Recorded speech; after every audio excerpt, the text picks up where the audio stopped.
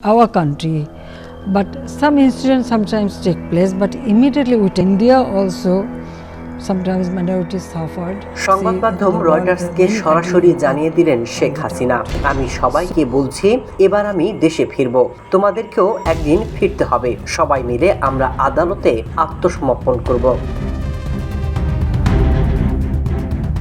বৃহস্পতিবার প্রায় ঘণ্টাব্যাপী এক সাক্ষাৎকারে শেখ হাসিনা বলেছেন, শুধু তিনি একাই নন, নির্বাসিত জ্যেষ্ঠ আওয়ামী লীগ নেতারাও তার সাথে দেশে ফিরে আত্মসমর্পণ করবেন।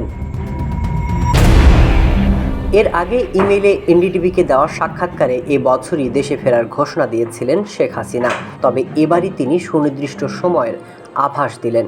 রয়টার্সকে তিনি বলেন, দেশে ফিরলে তারা আমাকে গ্রেপ্তার করতে পারে, এমনকি মেরেও ফেলতে পারে, তবুও আমাকে যেতেই হবে।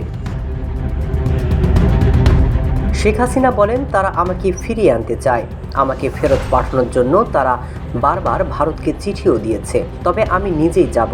রয়টার্স লিখেছে, শেখ হাসিনার এই প্রত্যাবর্তনের সিদ্ধান্ত বাংলাদেশের রাজনীতিতে নতুন করে বিভক্তি তৈরি করতে পারে, আবার শেখ হাসিনা ফিরলে তা ভারতের সাথে বাংলাদেশের সম্পর্কের বরফ গলতেও সাহায্য করতে পারে।